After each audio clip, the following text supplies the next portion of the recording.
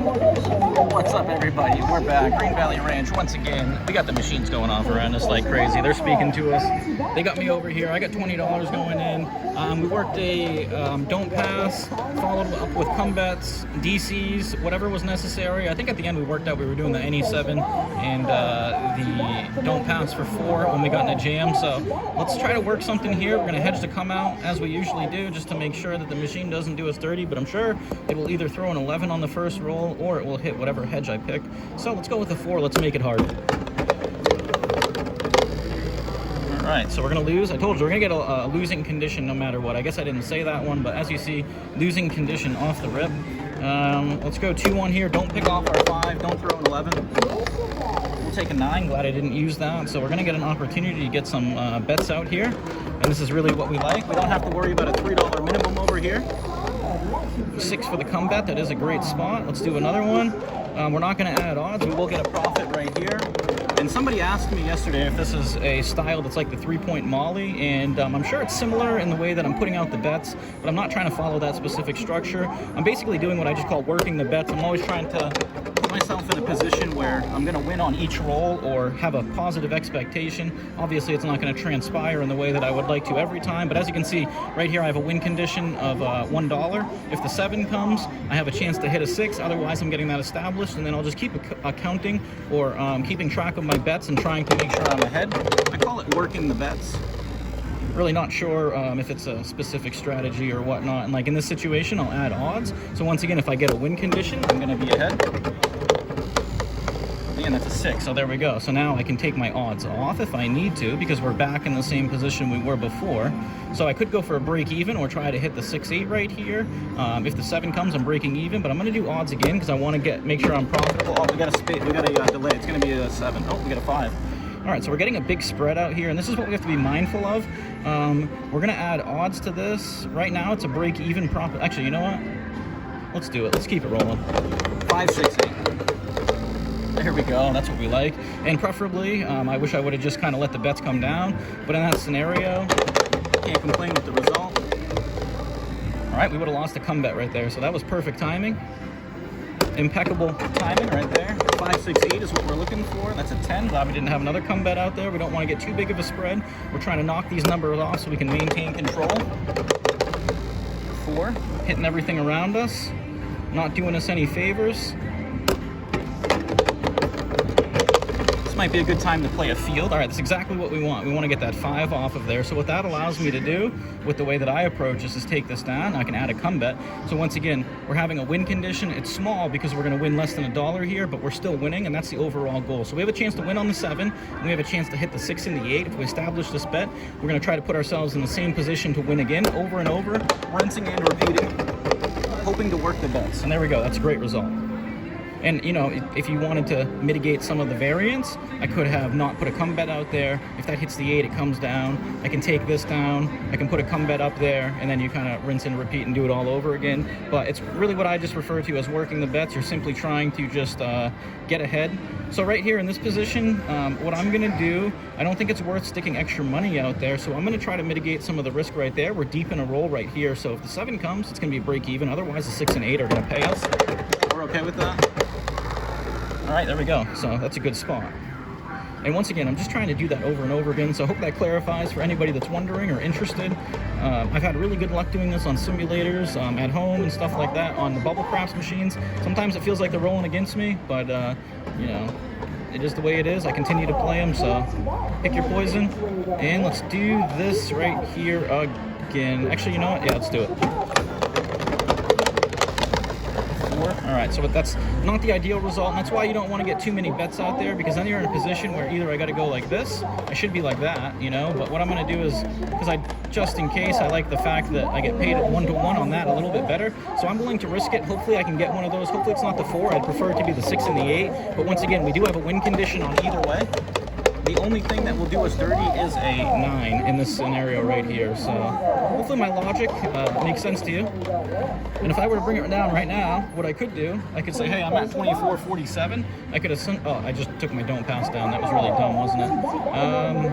All right, sorry about that. My apologies. I got caught up trying to show you guys. So what I'm going to do right here is I'm just going to roll it out. Let's see if we can hit a 4, 6, 8. That's a 3. 3, so we would have lost a come bet there if I did that. So I guess I probably would have, to be honest with you. Staying consistent and true to what I've been doing. 11, we would have won right there. All right, let's get a 4, 6, 8, and we'll be happy. That's a 10. And now essentially, usually when I do this, what I would do is put a don't pass. I mean, I should have had my don't pass up there. I'm kind of rolling it out, taking a risk right now, but I'm in the profit, so I don't really want to risk getting done dirty on a come out roll again. I'm willing to just put the 4, 6, 8 into play on 11, so glad I didn't do the DPs here. DPs would be getting smoked, although if I did come bets and I had them keep them coming, we're in a huge roll, so. 12. Lose another come bet right there, though, so it's taking them back. It's giving them, but it's taking it back. Wow, look at that. And in the sense that we haven't hit that yet, that's crazy, because usually when I play the DP, it always hits the point or 7's out right away. 8, all right, there we go. So we got a bet off of there, so I do like that. And now let's see if we can hit a 4 or 6. If I risk anything down here, I'm really not, I'm trying to mitigate risk of a specific roll, but then I'm getting myself in a jam further. So I'm just gonna try to hit the 4 or the 6. And that's a 9, so there we go. We didn't lose anything on the DP right there. So that's actually a great scenario. We did miss out on some equity if I'm trying to configure everything. But as you can see, when you work the bets like that, all you're trying to do is stay on top of things. Be mindful of where your bankroll is. We started at 20, we're at 26.47. If we got these right here, we'd be at 28.47. But you know, you don't want to risk too much of your bankroll on any one roll. And essentially, you just want to give yourself the most opportunity. That's what I try to find as a low roller. Serves me the best. So we got an 8, 9. Let's get back into it here. We do want to go on the DP now. We can hedge, and I think what we're going to do is use that as a hedge against it. Let's go 2 on it. Usually we see... All right, there we go. That's a great result right there. Love that.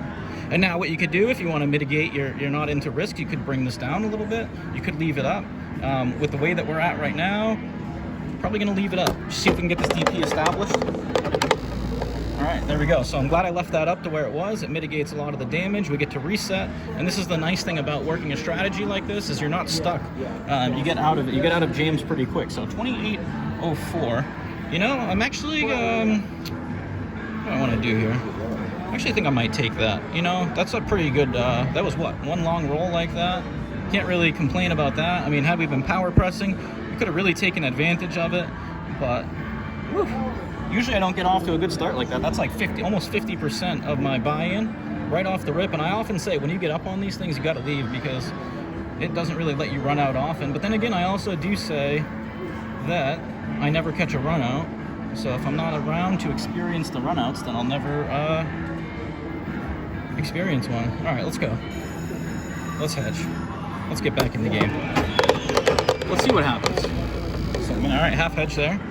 Not a bad result. We can afford it with our profit that we had so far. Let's repeat it and let's see what happens. All right, 6. Not the best DP, but we'll take it. Let's do a come bet right here. If the 7 shows, we're in good spot. That's a 5, so we'll take that.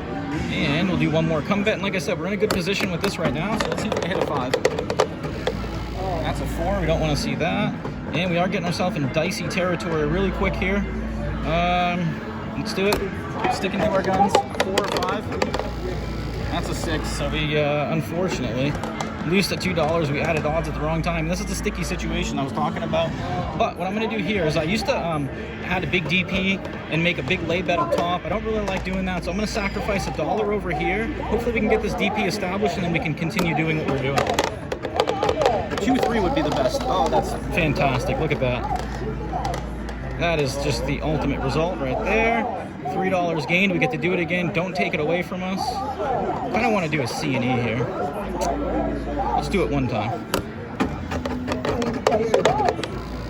Wow, look at that. Perfect timing. All right, so we'll take it. And let's do it again. Protect against us. And that's a 10. All right, so we're going to lose the C and E, the NE7. We get a great DP. Let's add our come bet in here. Let's hit a 4, 5, 6. 3. We lose the come bet. Unfortunately, it's good at taking those away. Doesn't like that we got that profit. 8. All right, we'll take it. We're going to get a full spread going on here. As you can see, though, we still have a win condition. We're going to be $5 up, $4 spread. We've only got one more spot to worry about, and then the profit's coming in. Whoa, 11. Thank you for not doing us dirty. give us back. Let's keep it going. 5, there we go. So hopefully we can keep pegging off these numbers here. This would be the ideal scenario. Let's do it again. 4, 5, 6, 8. All right, so 7. So we're gonna get a win condition there. So we get everything off the board. We're in a great spot here, and we keep it going. 30, 51. So unreal. I don't know what to think about this, but we almost got ourselves in that sticky situation where, as a low roller, I just made a good amount on my bankroll, and had I kept going, or if I keep going right here, as you saw, you know, you're putting a good amount into play. If that don't pass gets picked off a couple times, it's going to get expensive. You could be jeopardizing your whole bankroll. So with that being said, I'm going to go ahead and take that. We're over 50%. That's a good profit on these machines. Can't complain with that. So let me know what you guys think of the strategy, working the bets and whatnot. But successful session coming at you from Green Valley Range. We are in for 20, cashing out for 30.51. Make sure you like and subscribe. I appreciate all the support. Until next time.